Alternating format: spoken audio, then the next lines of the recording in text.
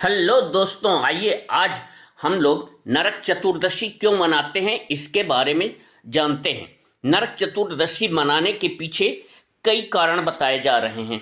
पौराणिक कथाओं के अनुसार, जैसे कि इसका नाम है नरक चतुर्दशी, तो भगवान श्री कृष्ण ने द्वापर युग में नरकासुर नामक एक राक्षस का वध किया था। पहला कारण तो ये बताया जा रहा है। नरकासुर ने 16,000 से अधिक स्त्रियों को बंदी बना रखा था।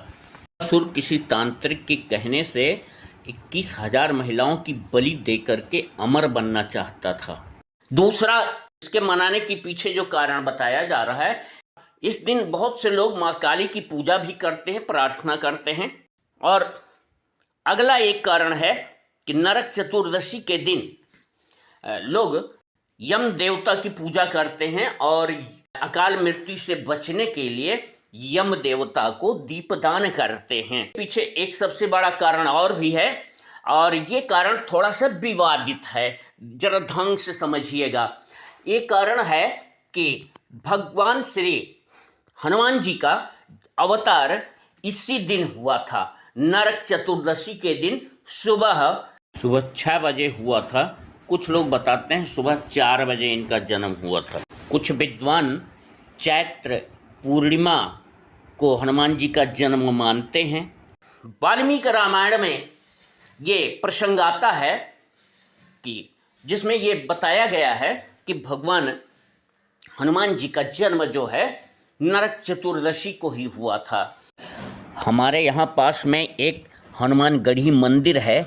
यहाँ प्रतिवर्ष दीपावली पर हनुमान जयंती मनाई जाती है और यहाँ नरक चतुर्दशी को ही ये मनाई जाती है।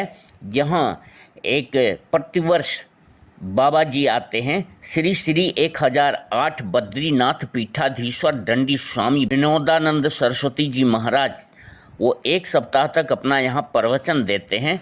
उनके मुखारविंद से भी यही सुनने को मिला कि हनुमान जी का जन्म कार्तिक मास की चतुर्दशी को प्रातः हुआ था। यही सत्य लग रहा है, क्योंकि यदि हनुमान जी का जन्म चैत्र पूर्णिमा को हुआ था तो फिर हनुमान जी ने नरक चतुर्दशी के दिन सूर्य को कैसे निगल लिया? क्योंकि कार्तिक चतुर्दशी चैत्र मास के 5 महीने पहले आती है, और यदि बाद में माना जाए तो 7 महीने बाद आएगी।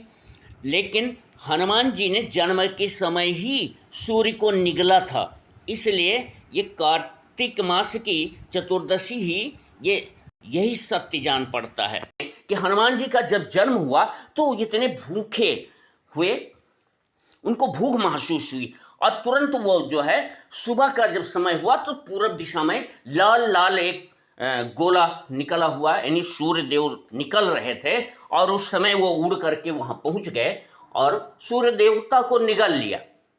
ये तो कहानी आती है भाई, पर यहाँ एक और कारण है। अमावस्या के दिन सूर्य ग्रहण लगा करता है, अक्सर लगा करता है। हो सकता है इस बार ना पड़े, पर अक्सर सूर्य ग्रहण पड़ा करता है अमावस्या के दिन।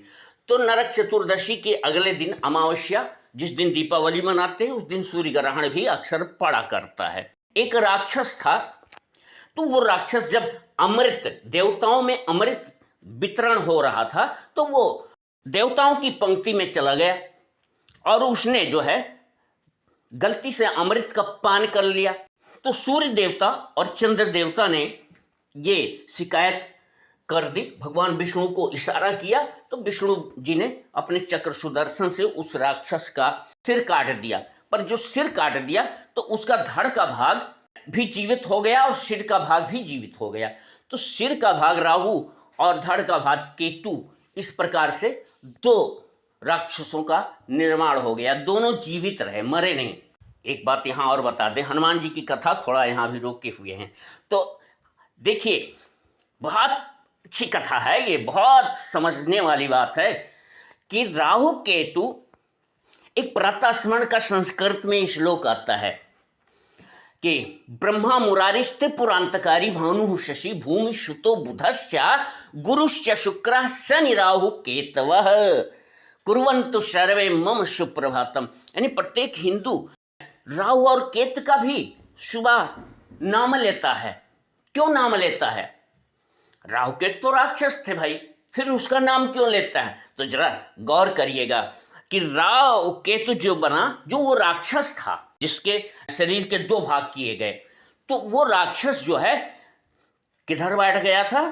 देवताओं की पंक्ति में जाकर बैठ गया था। देवताओं को सद्गुणों का भंडार कहा गया है। तो एक राक्षस हो करके भी वो राक्षसों की पंक्ति को छोड़कर देवताओं की ओर आ गया। समझिए, यहां समझने की बात है कि राक्षसों की पंक्ति को छोड़कर और देवताओं की तरफ आ रहा, यानी राक्षसी प्रवृत्ति को छोड़कर देवत्व को अपनाना चाहता है वो, और उसका सर कट गया, फिर भी वो अमर हो गया। और आज हर एक हिंदू उसका प्रातः स्मरण में नाम लेता, राहु केतु, शनि राहु केतुः कुर्वन्तु सर्वे मम सुप्रभातम। तो कहने का मतलब यहाँ पर ये है, सीख यहाँ ये मिल रही है कि अच्छे गुणों को सीखना यही अच्छी चीज है। हमको राक्षसी प्रवृत्ति को छोड़ना चाहिए, तभी हम समाज में सम्मान पा सकते हैं। और तो अब आते हैं हनुमान जी की कथा पर। तो अमावस्या के दिन राहु केतु उनको सूर्य देवता को निगलते हैं। अब एक बार क्या हुआ, सूर्य देवता ने शंकर जी से कहा, प्रभु ये सब तो ठीक है, हमारी ड्यूटी है, रोज हम उठते हैं, अपना संसार में फैलाते हैं, प्रकाश फैलाते हैं, पर एक चीज से तकलीफ होती है, ये राहु केतु जो है ये डस लेते हैं, उस समय तकलीफ होती है। शंकर जी ने कहा, घबराओ नहीं, मैं उसका भी अभिमान चूर करूंगा, और जब रुद्र अवतार में आऊंगा तो उसका अभिमान चूर करूंगा। ये रुद्र अवतार में वही रुद्र भगवान शंकर ही रुद्र 12वें रुद्र हैं जो हनुमान जी बनकर अवतरित हुए। उनको तत्काल ये बात ध्यान में आई कि कल अमावस्या है, अमावस्या को क्या राहु केतु सूर्य को निगल जाएंगे, ये उनको ध्यान में था। चलते हैं राहु केतु, पर जब उड़ करके पहुंचे तो उनको ध्यान में आया कि राहु केतु मरेगा तो है नहीं, अगर राहु केतु को मैं निगल लेता हूं तब भी वो नहीं मरेगा, अमर है। तो क्या करा जाए, कैसे सूर्य को कैसे बचाया जाए? तो सूर्य को उठाकर अपने मुंह में रख दिया। पर यहां पर लोग बताते क्या है कि सूर्य देवता को ही निगल गया, निगला नहीं, उन सूर्य देवता को बचाने के लिए, राहु केतु से बचाने के लिए अपने मुंह में छिपा लिया था। और इस बात से इंद्र को बहुत कष्ट हुआ। और वो अब आगे बहुत विस्तार से कहानियां हैं, मैं शॉर्ट में बताता चलता हूं। तो इंद्र देवता ने हनुमान जी पर अपना वज्रास्त्र चला दिया और उससे उनका दाढ़ी उनकी कट गई, थोड़ी सी दाढ़ी गई, इसलिए हनु माने दाढ़ी, हनु कट जाने से और उनका नाम हनुमान पड़ गया। तो ये नरक चतुर्दशी को ही हनुमान जी का जन्म हुआ था। ये हमको जहाँ तक लगता है कि ये सत्य है, बाकी लोग अपने अपने तरह से बता रहे हैं, पर महर्षि वाल्मीकि जी ने तो नरक चतुर्दशी को ही हनुमान जी का जन्म बताया है। और कुछ लोगों का कहना है कि हनुमान जी का दोबारा जन्म हुआ, पर दोबारा समझ में नहीं आता है। क्यों? अगर चैत्र में जन्म हुआ था तो हनुमान जी ने क्या 3-4 महीने 5 महीने पहले सूर्य को निगल लिया? अगर बाद में हुआ तो ग्रंथों में लिखा है जब जन्म हुआ था तभी हनुमान जी ने उनका सूर्य देवता को निगला था, तो क्या 5-6 महीने बाद जब थोड़ा बड़े हो गए तब निगला? तो ये सत्य है कि नरक चतुर्दशी को ही हनुमान जी का जन्म हुआ, क्योंकि अगले दिन अमावस्या है। तो कहानी सुनने के लिए आपको धन्यवाद है। तो इतनी सी कथा है।